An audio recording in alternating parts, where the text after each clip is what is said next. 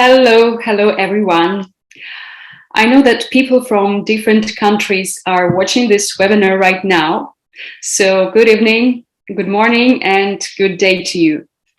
My name is Maria. I'm the project manager in WOW Group, and today is the first webinar in the series of free content webinars which our team is doing. Today's webinar with Andi Britt consists of two parts. First of all, Andy's presentation on how organizations are thinking leadership and change after the pandemic, and questions to him from the audience. So I'd like to mention you that you're watching this webinar in a special platform which our team created for online events. Under this player, you can find a chat window where you can write your questions to Andy during his session. And at the end of his presentation, I'd be happy to ask him these questions. So do not hesitate and don't be shy. Please write down your questions there. And with no longer delay, I'd like to introduce Andi Britt, VP Senior Partner IBM Talent and Transformation. Hi, Andy. Welcome to the webinar.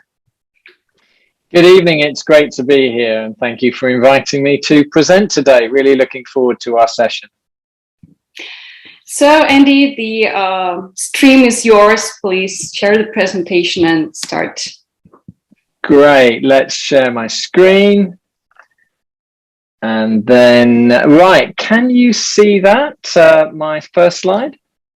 Yeah, I can see it. Yeah, great. Perfect. Okay, brilliant. Right, well, let me crack on. So a quick introduction to myself. So my name is Andi Britt. I work at IBM in our talent transformation practice within IBM Consulting. That's the part of IBM Consulting that provides advice and consulting in HR and people and skills and talent development, talent acquisition for all of our clients. And what I want to talk to you today about is the fact that the pandemic has made us all stop and think, businesses included, around how we're going to have to rethink the way that we do change and leadership. And I've got a number of kind of themes that I want to develop with you today. I actually put some images up on this screen that I think reflect some of the themes that businesses have had to adapt to. So at the top, remote working, all of us working from home. The picture of the Mona Lisa with a face mask. We've all had to deal with health challenges of traveling to work or not traveling to work. Mental health and mental well-being has also been an issue that has become quite significant for clients. And then the final image, global themes like Black Lives Matter, diversity and inclusion have been a kind of core issue for many companies to think through as a result of the last 2 years, including the COVID-19 pandemic. So I want to kind of wrap up many of those themes. But I thought I would start, if I can click on my next slide. Here we go. Yeah. Businesses were already experiencing a high degree of disruption before 2020. If I was delivering this presentation a couple of years ago before we heard about the pandemic, then even then I would have been talking about disruption is everywhere.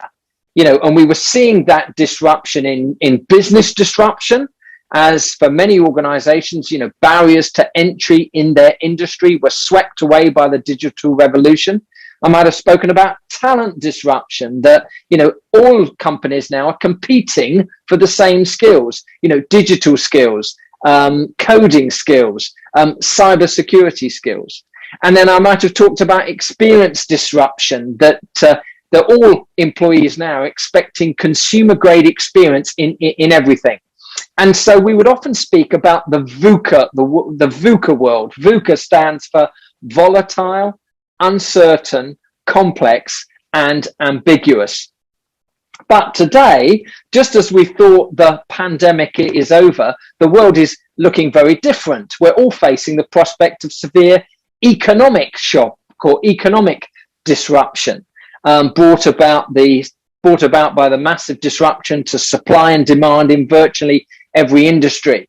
And we're about to, experience some form of downturn in many markets, which is why I think when we talk about VUCA, we have to expand it to talk about VUCA, accelerated, alarming, grieving, and hazardous. What do I mean by? Well, accelerated.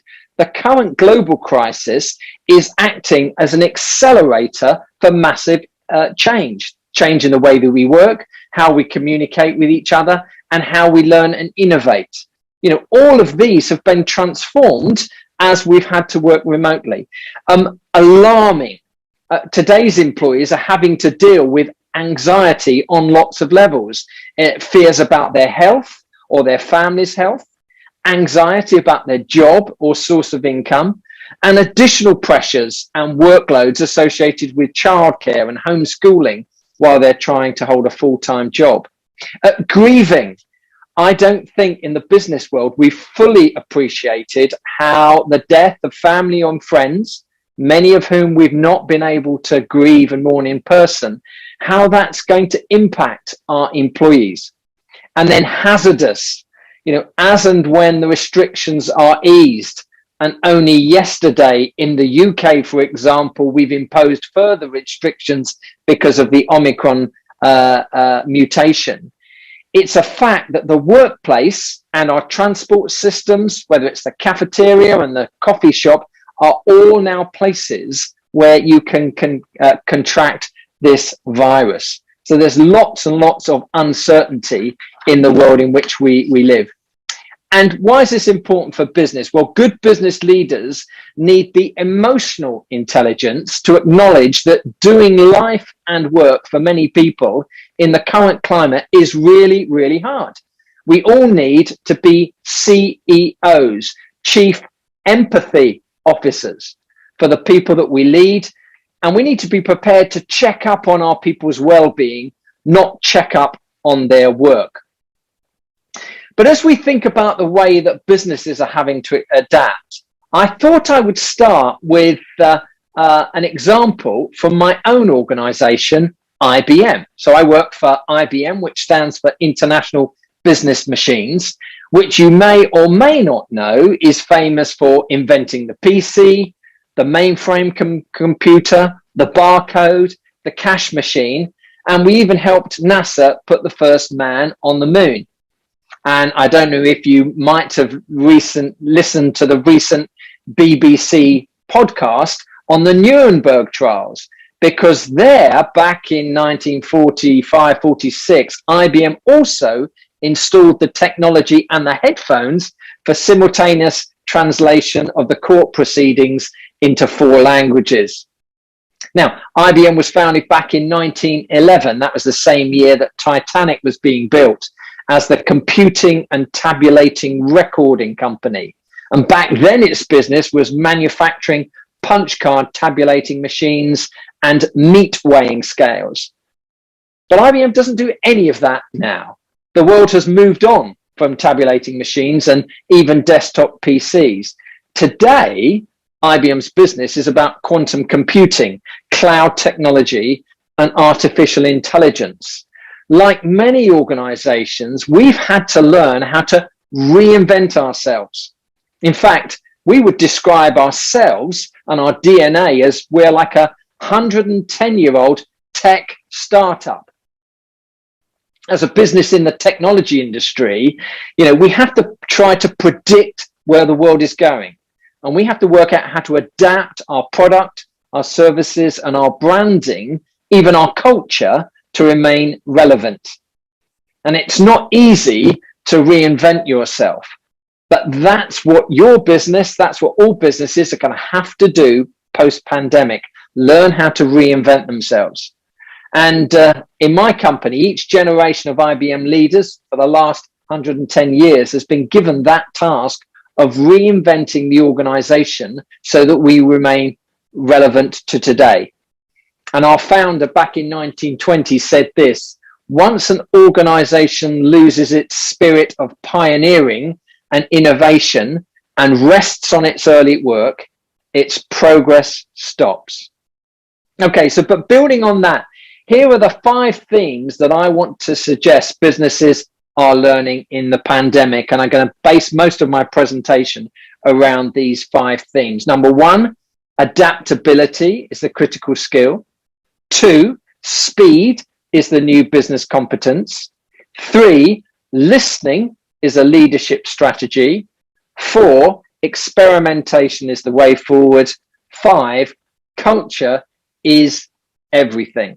Okay, so let's go through these one by one. Number 1, adaptability is the critical skill. Adaptability, or the ability to adapt and thrive in a fast changing environment, is a highly sought after skill. Just before the pandemic hit at IBM, we updated our own research into what skills business leaders felt were the most important for their organizations. And we interviewed thousands of business leaders to say, what skills do you need in your organization? Here's the results.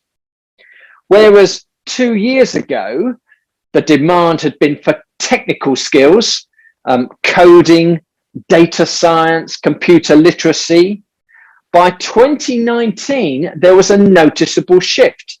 And you can see I've highlighted in the blue these soft skills that suddenly became more important. Now business leaders are looking for adaptability.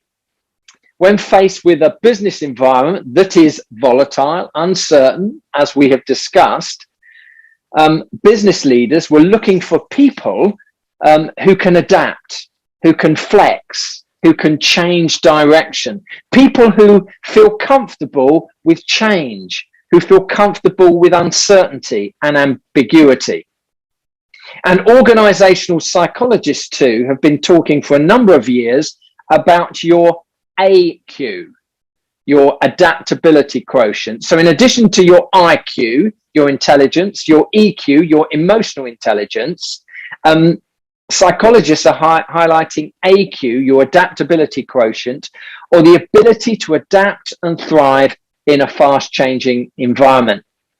And we might like to discuss whether that adaptability is a skill or whether it's a mindset or a character trait or a temperament. But whatever it is, it's in high demand in business today. And what's true for individuals, I think, is also true for organizations. Many companies are used to operating in a very linear, very process-orientated, structured manner.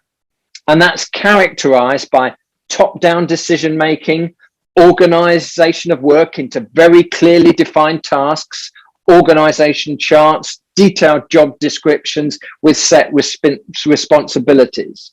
Now, these are all good things, but we need to recognize that this model works well in a structured, stable environment where asking for clarity is both realistic and reasonable. But for many companies, the pandemic has revealed that this structured model is just not flexible enough. People and organizations and their structures and decision-making processes need to be capable of adapting, flexing to address the changes in the external environment.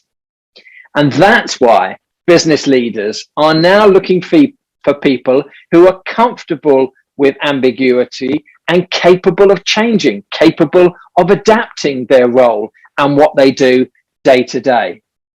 So the big reset is going to require adaptability in people and in organizational structures. Now that leads me to my second theme. Speed is the new business competence. In business, you may have a great brand or offer the best value for money. You might have a loyal consumer base. You may have a reliable supply chain. But if you can't do things fast at pace, then in a digital age, you may soon be out of business. You have to learn the skill of doing things quickly. Sometimes your organization has to go fast and swing into action, stand things up in 24 hours, when perhaps you might prefer to have 24 weeks, but you haven't got that time. In March 2020, this was our experience, probably the same as the companies that you are working for. Most businesses in the UK back in March had to work out within the space of 1 week what and how they could keep their business running and how they could look after the welfare of staff when they closed the office or the factory And many businesses have therefore learned that speed of execution is preferable to quality of delivery. Here's an example on this screen from IBM's experience at the time. We have over 60 delivery centers providing services, call center, administration support, IT support in 40 countries. And we've got thousands of staff working in those delivery centers, keeping the lights on for our clients, over 300 clients worldwide. We had to shift the entirety of that workforce across those 60 delivery centers to work from home. And we did it within 10 days. 99% of our teams were after 10 days working safely from home, and we had zero outages, zero degradation. That's what I mean by speed is a new business competence. You've got to do things fast. And what I'm trying to say is that this speed of response or agility, which is another term that businesses like to use, is what we're going to need more of to navigate in future. I'll say more about this in a second. Let's move to the third. Listening is a leadership strategy. Business leaders have learnt through the pandemic, and when faced with this speed of change, that they rarely are going to have all the answers how to navigate their business into the future. The answers to many of the complex challenges that companies are facing aren't always found in the boardroom. That's why business leaders need a new strategy. As an article in the Wall Street Journal stated many years ago, in an era when change arrives without warning and threatens to eradicate entire companies and industries overnight, organizations can survive only by engaging the eyes, ears, minds, and emotions of all individuals in the company, and by encouraging them to act on their knowledge and beliefs. Or as the Harvard Business Review said, when a company faces a complex challenge, the responsibility for problem solving must shift to its people, to its employees. Solutions to complex business challenges don't sit in the executive suite, but in the collective intelligence of all employees at all levels who need to use one another as resources, often across boundaries, and learn their way to these solutions. Today, business leaders are realizing that because they don't have the answers to these problems, they've got to learn how to listen. Yes, organizations are learning that one of the most effective ways of addressing the challenges that they are facing is to listen to the ideas and insights of their workforce. They have to be prepared to give the problem to the people. So, for example, today, here in the UK, when we've just had a new set of restrictions introduced in the UK, business leaders are working out, well, what are we going to do about return to office? Do we bring everyone back, and when? Shall we encourage much more hybrid working? Shall we get rid of office space? Can we have effective meetings with some people in the office and some people not in the office? These are really tricky challenges to address. And that's why business leaders are realizing that the best and probably the only way to solve these problems is to ask their staff, ask the employees what they think, ask what ideas they have. And how do you do that? Well, fortunately, there's a whole host of technology, simple and complex, that you can do to tap into the ideas of people, whether you organize simple pulses or surveys, or whether you organize a company-wide jam, you get everyone into a conversation, or whether you use some of the sort of sentiment analysis technology, which automatically reads people's responses and is able to, interpret meaning and draw conclusions from what everyone is saying at the same time on your discussion forums. There is technology, and there are resources available to help you listen to your people at the same time. So listening is a leadership strategy. Next one, experimentation is the way forward.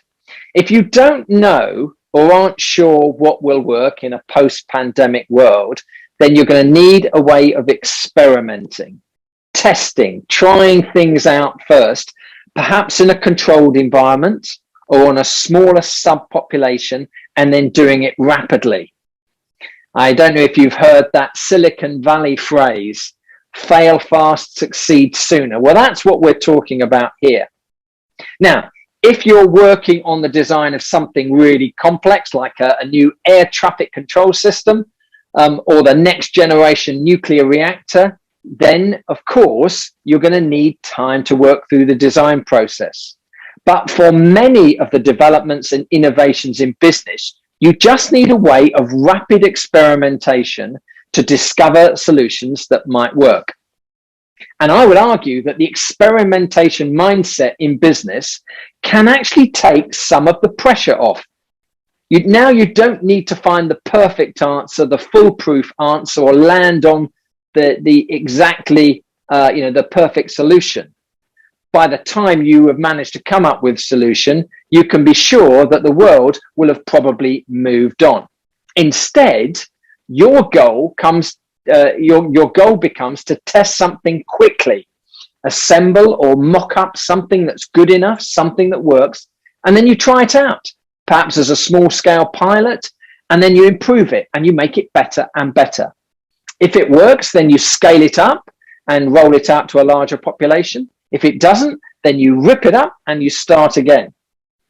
Rather than having to get your head around an entire design from scratch or an overhaul or a complete redesign, you work out instead what the minimum viable product is, the MVP. That version of a product or a solution with just enough features to be usable and allows you to obtain feedback for future design. Let me give you an example. Most large organizations today struggle to get their managers to give feedback to their staff. We're coming up to the end of the year. This is the time when we say, right, we've got to give kind of feedback. In fact, we should have been giving feedback to our staff throughout the year. And whether that's coaching on the job or informal feedback or the annual performance appraisal. And building a coaching culture across the organization is really difficult. How do you persuade leaders or managers to give regular and constructive feedback to their colleagues and to do it consistently? And it's hard because it's a multifaceted problem to solve. It's about people's behavior. It's about your mindset. It's about incentives and priorities. It's about policy and process. And it's also about leadership examples. So it's a really difficult problem to solve. And one large corporation decided that rather than launching a massive year-long project to define what it means by coaching or overhaul its entire policies, processes, and systems, all they did was they got a group of managers and staff together to brainstorm and ask, where do we start? And what pilot or experiment could they run? And the minimum viable proposition, or MVP, that they came out of it was this. Let's start with a simple app. In fact, you can see it on the mobile phone in the picture here, which just allows a manager or a colleague, after they've come out of a meeting or after they've finished a project, literally to click on the app, find the individual, speak into it to give some feedback, and then send it. Do it really quickly using a mobile phone. And it's nothing more complicated than that. It's not a big form. It's not a complicated process. It's a really simple app. You find the individual, you either type it or you speak it and send it. That was version 1. That product went down so well that some of the employees said, could I use the same app to ask for feedback? So I've just been in a meeting or I've just completed a project. Could I literally pull up the app, find the manager, click on it and say, please give me feedback after that meeting? And that way to encourage regular feedback across the organization. It was a simple, minimal, viable product, version 1, version 2, version 3. That's what I mean by experimentation is the way forward. If that app didn't work, if no one used it, then you throw it away and you start again. What you don't do is spend months and months designing a wonderful, perfect system and then rolling it out to the entire population.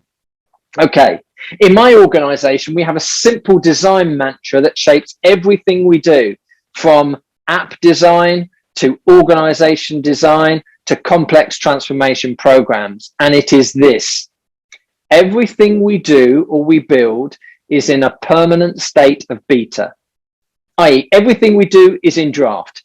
It's a version. It's version 1.0, 1.1. Nothing is finished. It's just the current version, and we're going to get feedback so we can improve it.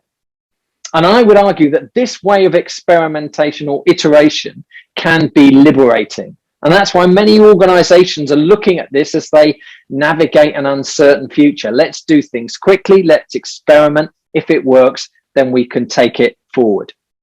And if you don't like the current solution, whether that's the organization or leadership hierarchy, or whether it's the processes you're having to follow, then the good news is that you can take comfort from the fact that it's just the current version we're working with, which can be refined or which will evolve over time. Right, nearly there. Next point. Culture is everything. Now, I feel I need to provide a health warning before I use the culture word. In virtually all organizations that I've worked in over my 35 years career, the word culture is used extensively and carelessly by leaders, managers, and staff, often without any agreed definition of what they actually mean by culture. The word culture is used to describe the problem as well as the solution. You know, culture is either rotten to the core, i.e. it's really bad, or it's the panacea. It's the answer to all of our problems that we're facing. Culture is also an excuse for inaction. It's a culture. And it's also a catalyst and motivation for change. We've got to change the culture. But at least everyone that I have come across and worked with, whether they're academics or whether they're employees or whether they're leaders or analysts, would agree that the culture of an organization has a huge impact on the performance of that organization, as well as how the people feel about the organization. So whenever I talk about culture, I prefer to start with an example or a practical illustration of how culture might be manifested or seen in an organization and the real consequences that it has. And I think organizational cultures too are shifting post-pandemic. I mentioned at the start those big themes around remote working, mental health and well-being, diversity and inclusion, really significant forces that are changing the way that we work with one another, the way that we treat our employees. And I've got two examples that I want to reference here to bring culture to life. Each example also illustrates a lever or an intervention that can be particularly effective in shaping or shifting an organization's culture. My first example is the tone and language used by leaders. My second example is the policies and processes implemented across the organization. Right, let's start with the tone and language used by leaders. Now, did anyone catch this news or see this article in the press? This was from February of this year, and I will read from the UK newspaper, The Guardian. KPMG's UK chair, Bill Michael, has resigned after telling staff to stop moaning during a virtual meeting about the impact of the pandemic, where he also called unconscious bias training crap. In English, that's a very derogatory term. Michael, who has headed the company since 2017, was speaking at a virtual town hall meeting on Monday with members of the firm's financial services consulting team when he made the comments. The 52-year-old Australian, who told staff to stop playing the victim card and described the concept of unconscious bias as complete and utter crap, apologised and said on Friday the scandal over his comments had made his position at the accounting giant untenable. Michael said, "I love the firm and I am truly sorry that my words have caused hurt among my colleagues and for the impact the events of this week have had on them. In the light of that, I regard my position as untenable, and so I've decided to leave the firm." Pressure on Michael over his comments had increased during the week as more details emerged of what he said to staff in the online meeting. On Wednesday, Michael, who was paid 1.7 million last year, stepped aside after the accounting company launched an independent investigation run by the city law firm Linklaters as the scandal erupted when his comments at the virtual meeting were made public. So, I say this is a bad example. Perhaps in some ways you could argue it's a good example of how corporate culture is changing. In this case, the accounting firm KPMG took action within 24 hours of the virtual meeting being made public. And at a time when we have a far deeper understanding of mental health in the workplace, and at a time when many people in our organizations are trying to juggle work and homeschooling, or just anxious about their health or their future, then business leaders need to show good, compassionate leadership. Companies are realizing that the words you use and the way you treat your staff matters, and it has consequences if you do not lead with integrity or if you show disrespect for your colleagues. But I will begin to draw to a close with a more uplifting example around how policies and processes can help create culture. So this is my second example where policies and processes implemented can shape culture. Now, back in March 2020, within a few weeks of sort of lockdown measures being implemented in many countries across the world, I was rung up by a journalist from the Financial Times. And the journalist asked me the question and said, now that IBM have made the shift to 100% remote working, all right, 100% remote working, how do you know and check that your employees are actually working? That was a question. How do you know and check your employees now working from home are working? Now think about that question for a second. I was able to answer with hand on my heart, well, that's not a question our company will, is asking. That's not a question that IBM is actually worried about at all. And I gave that answer because a week or so previously, IBM had issued this. Have a look at this. This was the IBM Work from Home Pledge. It was issued. And it was a pledge that all managers and leaders were signing up to as a commitment to all of our employees as they started to work from home, how we wanted to look after their well-being and health. These are the pledges that I made. I pledged to be family first with my teams. I pledged to support flexibility for personal needs. I pledged to support not camera ready time. So if you don't want to have your camera on, that's fine. I understand that. I pledge to be kind. I pledge to be kind. I pledge to set boundaries for myself and allow you to set boundaries to prevent video fatigue. Gosh, and how tiring it's been when we're online all day. I pledge to take care of myself. And I want you to take care of yourself. I pledge to frequently check in on people. I'm going to make sure my team are okay. And I pledge to be connected and stay connected. So I'm going to use the technology just so that you know that I'm there. I'm not going to check up on you, but I just want to check you are okay. Okay.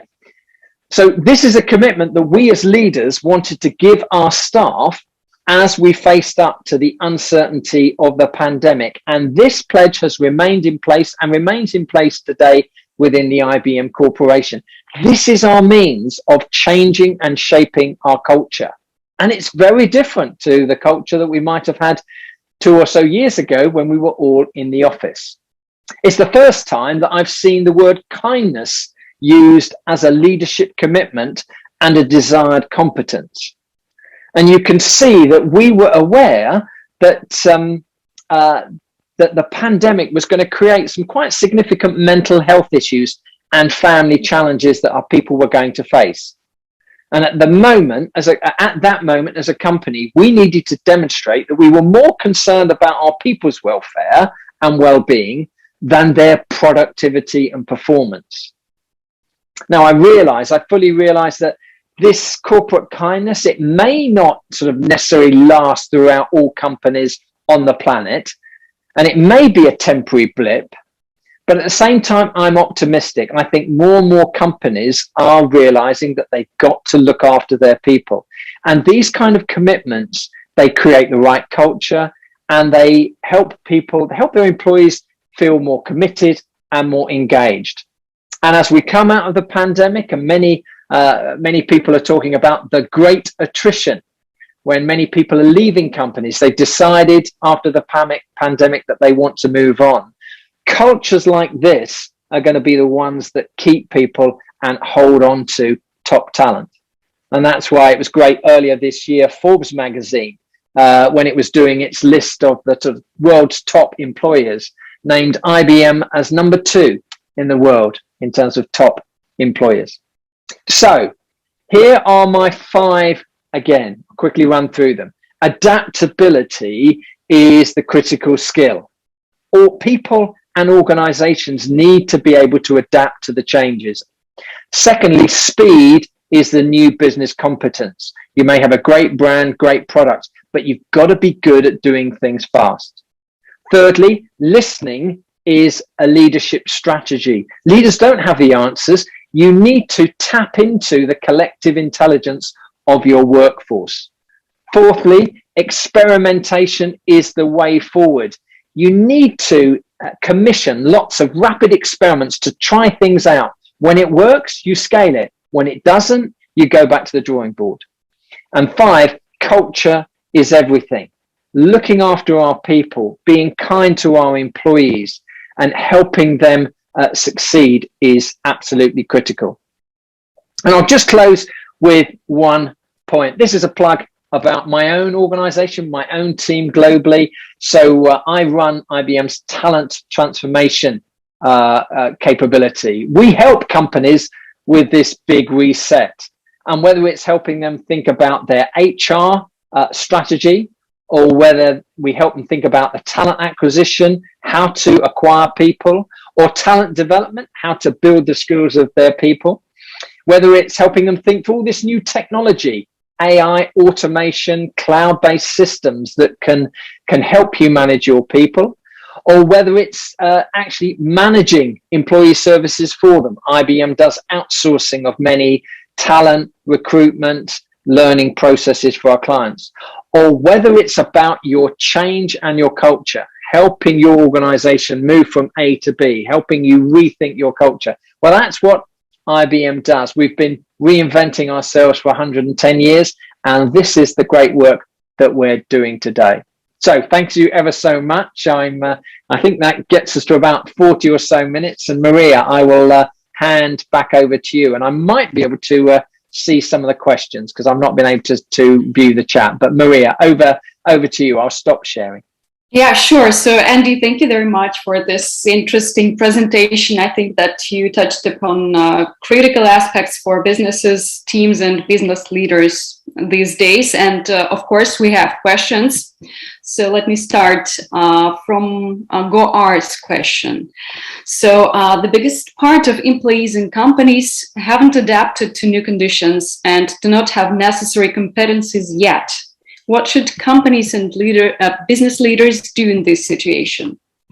Okay, so if we take the sort of skills and competencies, one of the things that I think business leaders need to do is when they are bringing new people in, is just to encourage them that they are likely to have a range of roles in their time at the organization.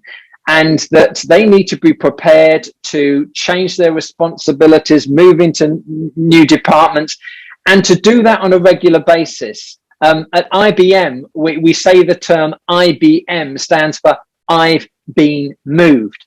I've been moved. So that is, I've got to be prepared that after 18 months or 2 years, I might move into a new area. So that's the first thing, set my expectations.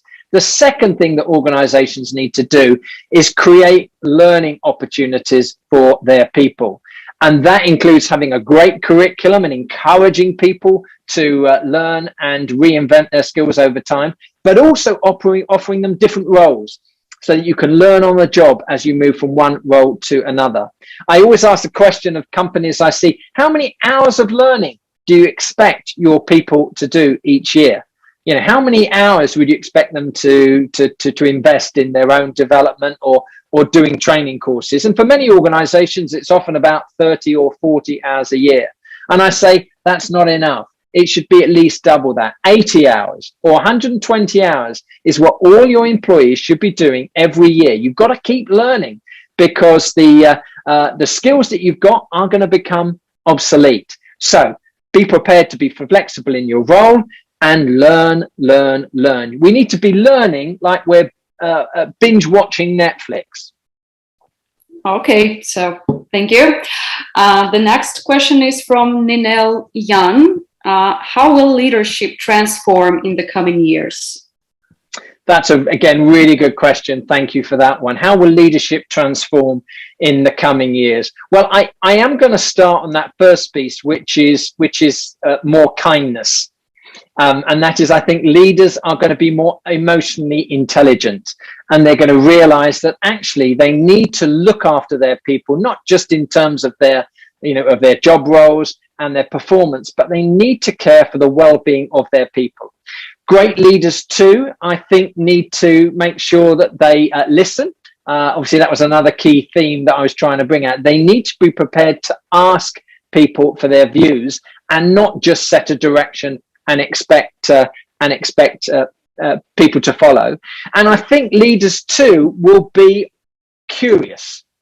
So that is, they won't always rely on what we've done in the past. They'll be curious. They'll be looking outside the organization to trends and ideas that they're seeing outside. And they themselves will be learning. They'll be trying to see what other organizations are doing. They will follow trends. So they'll be curious, they'll be kind, and they will listen to their people. Mm-hmm. Okay, thank you very much. The third question from Sergey. What's the basis of your skill range? Where did you get data about this? And could you please share the link or name a resource or researches, for example? Yes, so I might be able to do that in the chat if I get a short break. But that particular study, it came from IBM's Institute of Business Value. And it's the skills gap study, or what enterprises can do to close the enterprise skill gap. It came out in 2019, but if you just search on IBM Institute of Business Value, you'll see access to all that research. We interviewed, I think, probably over 1,000 business leaders. And it's part of some long-term or longitudinal research we have done. So every few years, we'll go back to business leaders and say, what are the critical skills you need now? What are the critical skills you need now? So research the IBV, Institute of Business Value study, and you should find that report. Mm-hmm. Okay. And the last question, or not the last. Again, from Goar. So how should employee training systems transform to correlate with new reality and requirements? So can you just repeat that again? I think I heard it. Was that how should sort of like learning systems? Yes, learning systems and training for employees. Okay, yes. Okay. So yeah, a couple of things here. And I'm just going to put the link in the chat. So I don't know, can you all see the chat if I do that? Yeah, and I will send it to the chat with participants. Okay, so that's okay. Sorry, I wasn't sure which. Okay, so how can learning systems evolve? Okay, the first thing is that they're going to be more personalized. so that we want, like, learning platforms, or as they're now referred, learning experience platforms, need to present learners not just with a massive list of courses. They need to be personalized with recommendations that are relevant to me, my role, my experience, and my skills. So they need to be more personalized and recognize who I am, what sort of role I am. Secondly, learning systems do need to give some broad guidance as to what the in-demand skills are.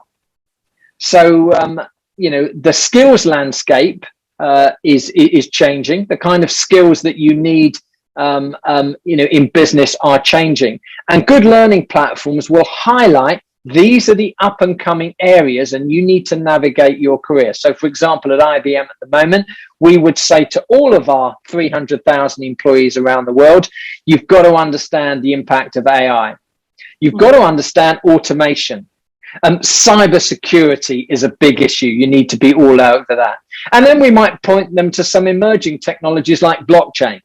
So we're very clear. We set the direction for our people and say, these are the hot skills. You've got to develop those skills on your own.